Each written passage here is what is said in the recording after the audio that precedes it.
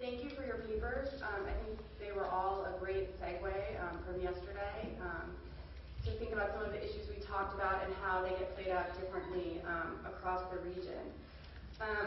One of the things that was very clear when Nada and I read the papers was the sort of centrality of Palestine and the way it kind of becomes a venue for critique. And that was really clear in Salim and Holiday's paper. And kind of the emergence of the Fedayeen as this symbol of empowerment. And even though it's clear that 1967 was kind of experienced differently among individual artists and in the different countries, one of the things that kind of holds these papers together is this sense of obligation and social responsibility of the artist that emerges. And that might be one of the things we can talk about if there's a model of that emerges and its sort of variations about the role of the artist and its relation to the collective. And this was, talked about yesterday as well, especially in the second panel. And the other thing Nada and I were thinking about is kind of in the sense of the longevity of Rupture, what happens kind of after 1967 when you have, especially outside of Egypt, a kind of collective sense of the artists, right? In 1970, you have the Union of the Arab Artists. In 71, the Biennale.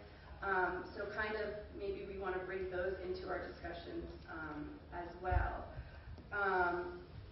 So even though there might be a kind of collapse in the sense of collectivity, among the artists that actually doesn't seem to be the case. There seems to be more kind of gestures towards collectivity.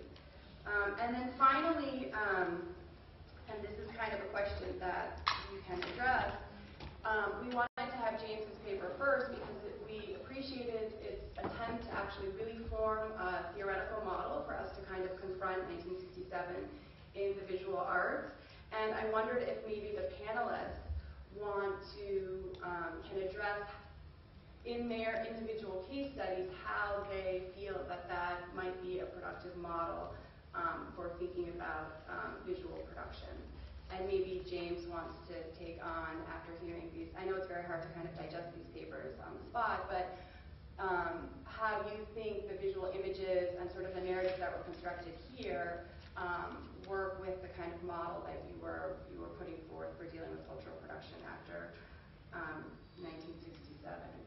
And that's it. We want to keep it brief so we went over time a little bit, and we'd rather leave it up to the audience for some questions and discussion. So I don't know if you guys want to start, and then we can open it up. Should we try to respond?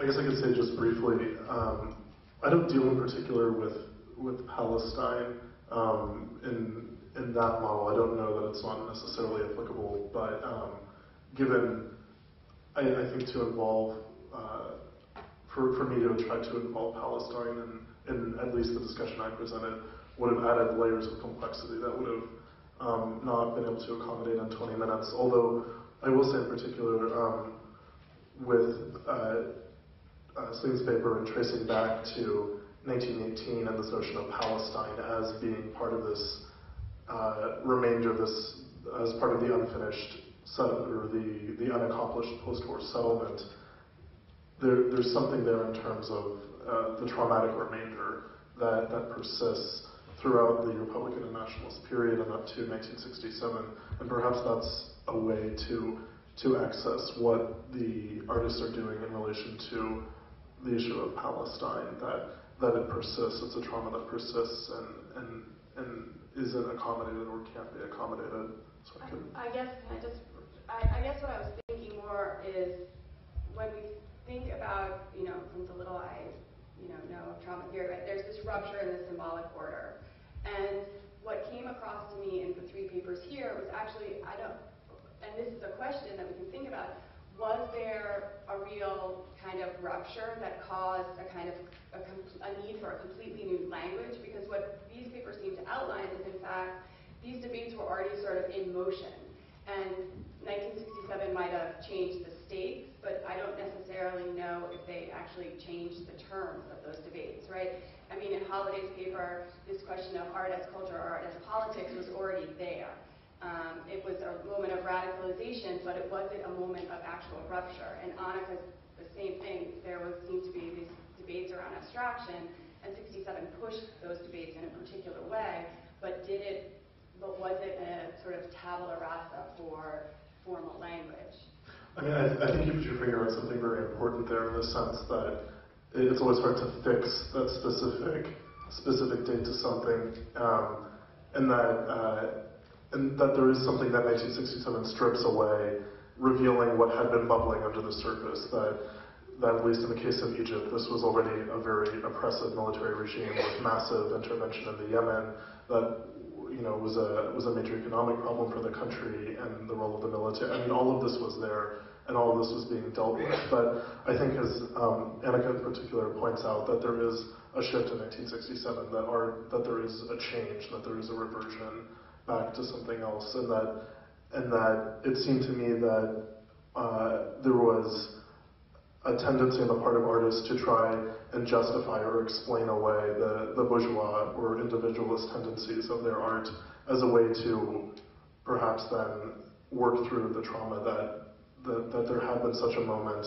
of break and rupture, that how do you explain this collapse, that it must have been decadent, or it must have been wrong, or in the sense that it has to be explained away as buffoonery, I think, was one of the comments. And in that sense, there is a rupture. It may have begun, but in terms of, just painting out a chronology and being able to say something, 1967, I'm convinced, is a moment where something fundamentally does change, even if it had begun before and continues to be processed thereafter. Well, just to clarify, the term buffoonery was applied by Nabha to he used it to express his assessment of the kind of institution of art, what its function had been in society. So it wasn't necessarily that there was a sense of reversion in these kind of immediate redeployments of the paint on canvas in order to illustrate shrieking people or death and destruction, but rather that the failure to get paint on canvas to perform appropriate social work was the buffoonery, that artists had been briefly too invested in sort of speaking with too rarefied language only, that they didn't use the technical achievements of that language to properly express a kind of new condition. So actually to build on that and the points that Sarah asked us to consider, and also the challenge to articulate what perhaps, if any, genre specificity the look at the visual might have over other forms of cultural expression. And also to build on Claire's, I thought, very nice observation that these elements that art historians might call the formal elements of color, line, and shape seemed to be taken as ciphers of the individual and the collective, or the individual and the aggregate. All of these inputs, I think, suggest this investment in the basic truth of formal language as something that cannot be broken with, that there are basic inputs that somehow almost are outside the symbolic order or needn't have made their way into the symbolic order in order to be meaningful, so that in the field of the arts, there just isn't the possibility for that kind of break. So what was once fully abstract become the basic components that are always available to artists for the new struggle or for the coming collective effort. So if my artists were taught in art school how to really understand those inputs, then after 67, when there's a new challenge upon all humanity to realize their humanness, then those elements can be used for that struggle. So you're right, position is sort of that there isn't a rupture, perhaps there cannot even be a rupture given the way that these concepts have been constructed by the Syrians engaged in their own arts in the 60s. Does this microphone work? Okay. So, in terms of obligation and the social responsibility of artists, I think that following this issue on Palestine, a lot of artists were increasingly backing away. Following this moment, following this specific point in 1969, where these artists were, on the one hand, reaching out and attempting to reach out to this broader public in Marrakesh, and also attempting to reach out through these posters in Souffle. Following that, at the point that Souffle radicalized, the extent of repression was heavy enough that most people really backed away from that. And certainly by the time Souffle was shut down in 1972, many people were either imprisoned or left. And so the interests in the discourse become much more focused on art as such, and artistic structures and galleries and artistic writing, as opposed to social responsibility and engaging a broader sense of obligation. And so partly that does mean that in the 1970s, as opposed to what had been a really intensely national focus, many of the artists began increasingly engaging the broader Arab world. And so people who have written about modern art in Morocco talk about the connections of the Arab world being the most important turn in art in the 1970s. And so turning away from a national focus where it really was no longer possible or desirable to talk about these issues into a broader question of transnational solidarity. And so the thing for me with Palestine is that Palestine sparked something that was there. So what Sarah was saying, these debates were already there, these tensions were already there was already this sense of building, and then the question of Palestine brought that to a head. But I would say that 1967 as such, I would have trouble calling it a trauma for these people, for these artists. And so the larger trauma, I would say, is instead the years of lead and that period in Moroccan history. So I have a little trouble in a direct way applying the model that you set out for us.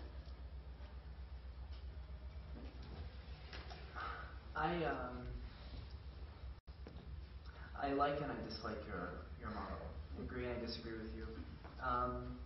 I wouldn't understand the kind of Palestinian statelessness as a traumatic remainder, but more as a kind of constitutive outside. I mean, thinking of the Palestinians in terms of a concept of statelessness, it's a pretty hard concept in political theory. The concept of trauma is problematic, in part because it's bound up with the kind of history of the victim. And this is something that's been documented in Didier Fassin's book, Empire of Trauma. So I would avoid a vocabulary of trauma, but at the same time, I think that what the concept does is useful for helping us think about a failure of the symbolic order to respond to an experience. I do think in that regard, this type of thinking in terms of trauma is productive. And particularly, you made this point of kind of there's this pattern of forgetting in memory, and memory is this place where a history that doesn't get told elsewhere might be recorded, and particularly in the artwork. And there you have a kind of structure of the symptom. I mean, to kind of remain within psychoanalytic theory, it functions as a kind of annex to the symbolic when there's a failure of the symbolic. And just about the return of the repressed, Freud's notion of repression predates trauma. So I think one can predate this kind of conceptualization of trauma. So I think that one can dissociate a kind of notion of oppression and a kind of formation of the state and an understanding of trauma. As for the relation between the individual artist and the collective, I can't address that now. There's a narrative about collectivization that I can narrate, but maybe another time. We'll see what else. Okay, so let's open it up to the audience. Saleh? Do we have more? I just want to address AMCA. Because I'm interested in the idea of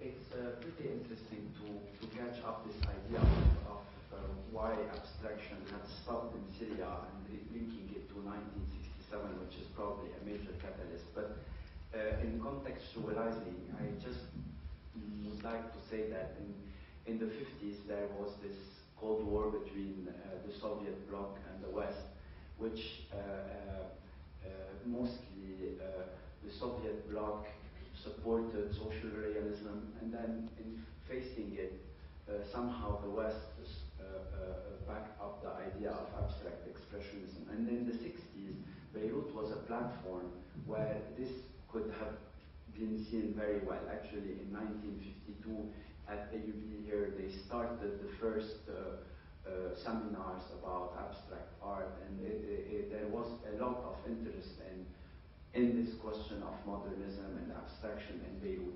But what I wanted to say is that Syria in the early 60s was very, very open to Lebanon. There was absolutely no frontier. And with the creation of the first galleries in 1963, most of the Syrian artists practically lived in Beirut. Fateh, Hamad is literally married to a Lebanese woman. So they were involved because here there was, apart from the Lebanese artists like Jean Khalife and all these who indulged Shafi Aboud, there was also a lot of Western presence. I mean, Georges Mathieu, Calder, etc. And in fact, in 1967, it was not only the Nakba, but Assad became the powerful man of Syria, and obviously Syria was getting more and more a closed society, and they were having more and more problems coming to Beirut.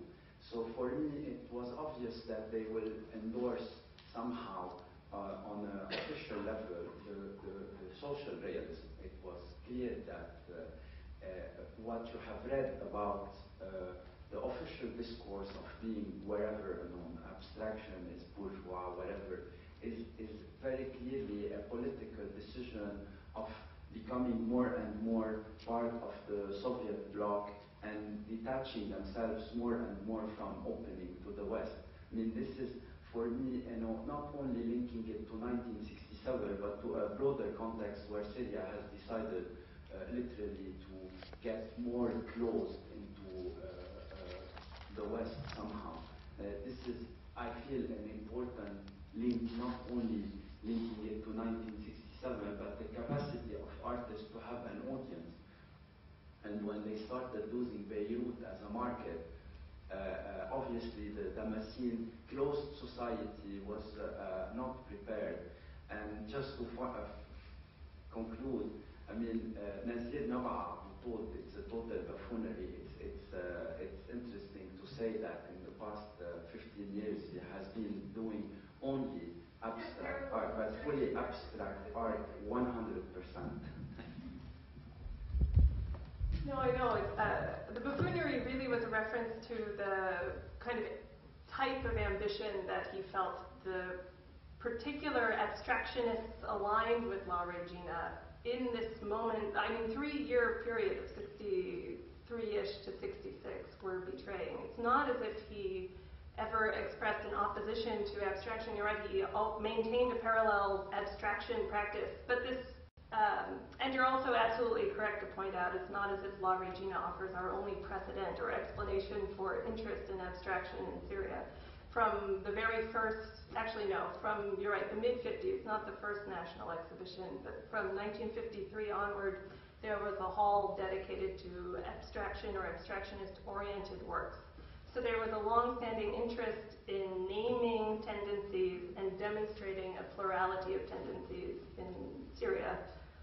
I'm not sure I see much evidence of the sort of high point of socialist dominance in Syria leading to any kind of immediate turn away from abstraction. I actually think that, under Assad through the 70s there was plenty of interest in abstraction, and there was also plenty of investment in describing it as the best realization of socialism. So, there just no, very little evidence that socialist governments were somehow opposed to work without content. To me, it's just the kind of convergence of the appearance of a foreign expert, a first set of classes of art students, so the professionalization of the fine artist. There's this confluence of energies in the period leading up to 67 that cast into relief after 67 the kind of need to separate form and content and negotiate what kind of relationship they're supposed to have anew. So there was a kind of shared basis where people could be for or against La Regina, but through that a set of terms were kind of honed that could really come into play after 67. But you're and the point about Beirut, you're also exactly right. The Syrian artists all talk about the loss of access to Beirut's markets and specifically criticism as a terrible blow for their art movement. Most say everything ended in 76. So you're right about that. That's borne out in the testimony. So I would like to come back to 76, but here some questions, comments to Salim. You talked about the Lazata massacre. I don't think we can talk about Lazata without mentioning the Syrian regime and the Syrian army and its role in Lazata, right? So it's not by accident you just mentioned the Assad regime, the Ba'ath regime. Here it's a shared experience of opposition that Iraqis and Syrians have to Ba'ath rule, to the rule of the Ba'ath party, which was then, if you want, turned into the rule of Saddam Hussein and Hafez al-Assad. So I think this is very important. We cannot talk about Lazata in a purely Lebanese context, whatever that is. This is just one comment. Then I thought what you said about Fidai is very interesting, and I'd just like to draw your attention to the fact that there's a lot of studies on the Fidai, on martyrdom in Arabic literature, in modern Arabic literature. So I'm sure you're aware of this, but this I think could be interesting to look at this, because often I think it doesn't make sense to just study the art, the artistic, if you want, movement on its own and the literary movement on its own, because the people interacted and the movements interacted. So just, this reference to what was happening in literature at the time. Then what you said about art and politics, here, I don't know, I think it could be worth elaborating a little bit more. In this context, you talked about the relation of painting to text, but I think it's also worth mentioning the choice of form. Like, why did Azawi choose not only to work on literary text or with literary text, but why did he choose to work in book art, and not like the limited edition Livre d'Artiste that he also did, but very multiples that are inexpensive. I remember Anashid al-Jasad, you could buy it until very recently in book fairs in Lebanon for 5,000. You would have all the copies stated like this, and this book costs today like $2-3 only. And back then, I don't know how much it was, maybe Saleh knows, but I don't think it was much more back then.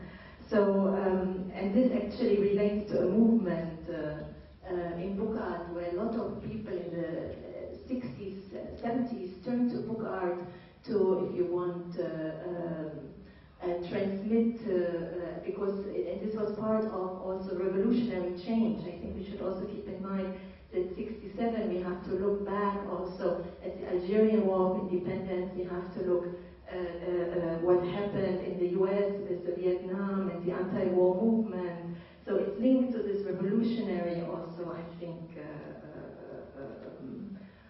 context. Yeah. So, and thank you very much. I very much enjoyed your paper, the others as well.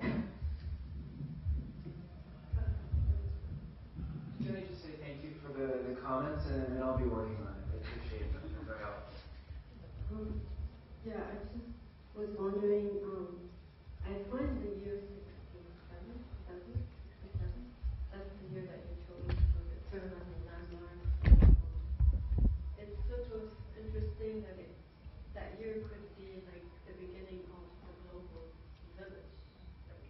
Like when something erupts, it has to go outward, like in all directions, geographically speaking. But I find that maybe the trauma was created, or the catalyst that helped sort of determine the form, whether the form was representational or whether it went back to abstract.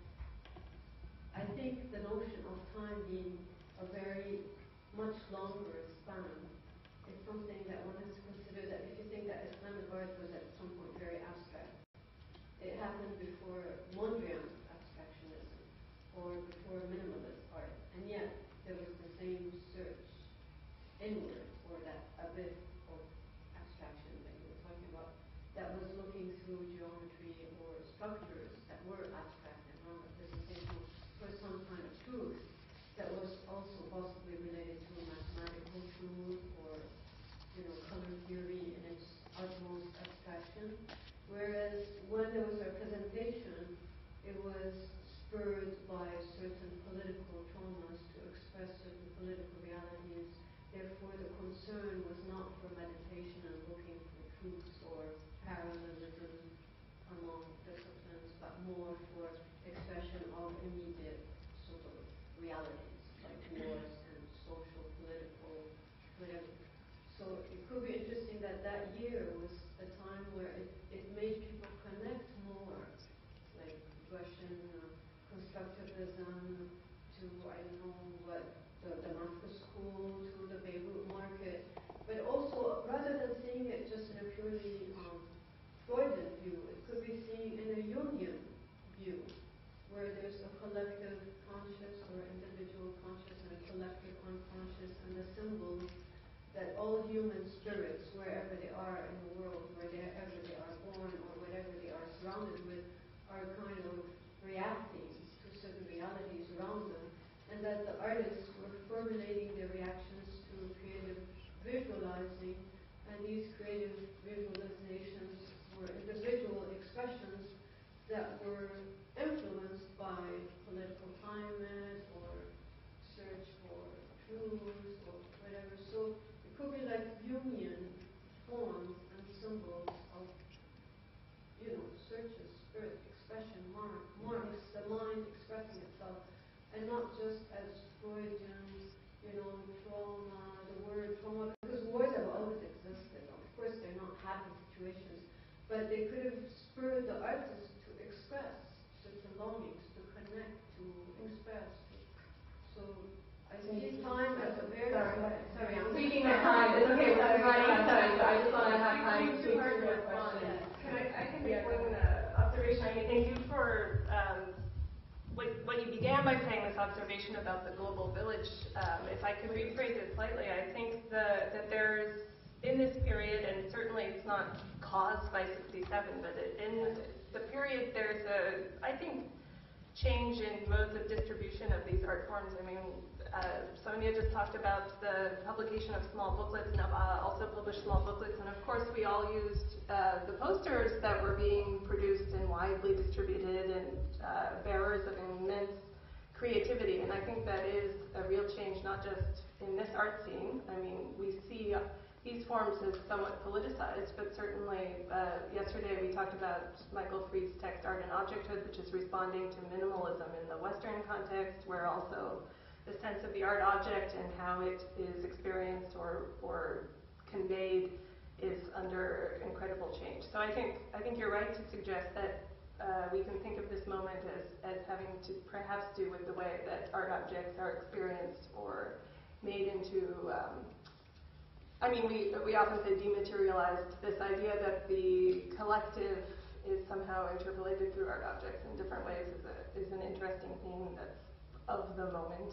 And I wanted to say one of the things that you asked about the collective, and you brought this up, which is that I think that there is a gesture towards assembling the collective through these types of reproduced bearers of art, which is why I showed the Nava slide where he has this like extreme plasticity, but of course it's on a poster, so we have the coexistence of these types of art. But since you mentioned the Arab Art Union, Sarah, I also wanted to say, so we get non-state actors, non-state patrons, but simultaneously state patronage is retrenching. So the Union of Arab Artists isn't necessarily collective, it's more like corporatist or something, where it's completely mediated through national niqabas that artists are required to be members of, and the sort of membership in these unions is managed through state apparatuses. So I think that there's also perhaps a movement where, what's the right word, where they're like repelled into two different realms. Like, it's just a political climate cannot not influence. Artists cannot not react to what's going on. Of course, but the question is by what mediates. Like, it's just sort of interesting to see though that art as abstraction existed in that area in the Middle East, like for some time through avant-garde, that other people were searching for after existentialism happened in literature, minimalism, again looking towards like meditation. Right, but the concept of what is abstraction changes markedly from one setting. Yeah, but that's Can we maybe continue this discussion over lunch and just get in Claire's question, and there's one more in the back. Go ahead, Claire. Thank you for these very interesting papers. And I had a question, that's one for Annika and for Holiday, which I sort of missed, and you touched on it, and Annika, I was wondering if you could maybe get a little bit more in depth about the issue of how abstract painting was understood in the period you're talking about to be a kind of the best expression of socialism, or what the reference points for that were. Maybe just spell it out for me, because I'm not familiar with it. And then I was wondering, in terms of Holiday, you were speaking about Souf as a kind of leftist or left-aligned publication, and the artists that were involved as part of the Casablanca group. And did they have a similar kind of understanding of abstraction in terms of this was the best expression of a kind of politics, or were they not thinking about that as part of what abstraction meant to them? And I'm very familiar at all with either, so maybe there's quite basic questions, but I think that's interesting. I think I did say best expression of abstraction as best expression of socialism. That kind of argument I attributed very directly to La Regina when he was interviewed by Syria's newspaper, and he's helpful because he gave extremely pat answers. He was this great pedagogue, and he had the answers ready. And so his argument was largely Benjaminian. It was this idea that socialism was to liberate the populace, and if art was to perform this kind of leading role, it had to devise properly technologically advanced forms of manifesting itself. And so it's not as if his paintings seem radical in terms of what kinds of technologies they use. They're paint, but this idea was that they were almost imprints of pure technology somehow, that they were using plasticity as their mode of realization. Now, this is part of a chapter that I've begun, and I don't think La Regina is going to be my main guide throughout. I find him helpful, and what I'm trying to work through now, I mentioned, which is in the writing after 67, I think that critics like Nazir Nava, who actually wrote prolifically in 68, before he sort of returned to his studio, were really interested in the idea that the canvas qualities, like when he talks about Nawash's canvases, he talks about their swampy constitution, and he talks about how one feels pulses beating through the canvas. So he really seems to be prefiguring a collectivity that's constituted in a kind of bodily relationship to very formal aspects of the painting. And that collectivity is the essential step to realizing socialist liberation. So that's also rather pat that I think Nava had a more nuanced read on it, and that's where I'm going next in my writing.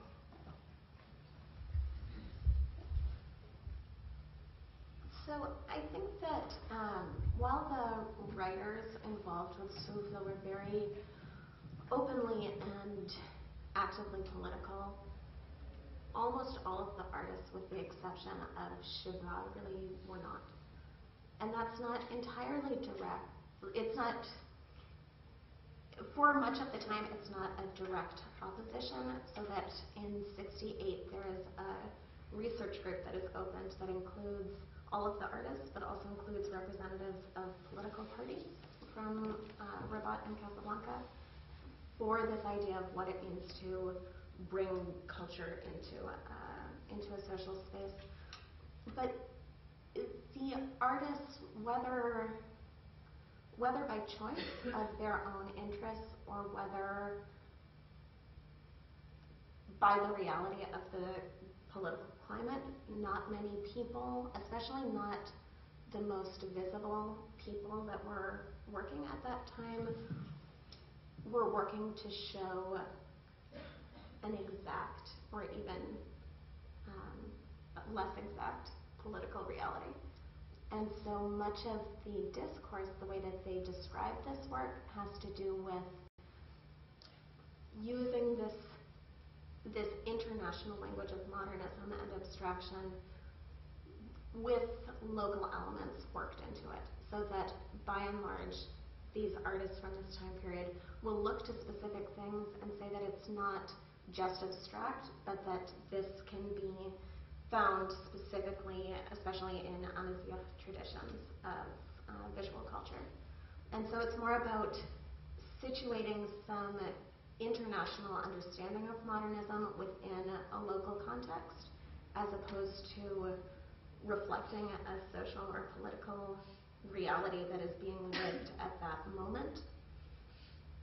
And so the conversation about abstraction, again with the exception of Shabat, who at this point was quite politically active, who was then jailed, and who is the only artist from this time that claims this political activism or claims even this cultural activism. Many of the artists have since denied that much of this happened.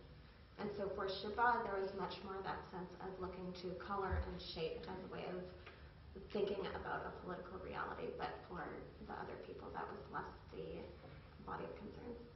I'm going to ask that we keep the next question and the next responses very brief, because we've already cut into a half hour of our lunchtime. Go ahead. I know you're waiting.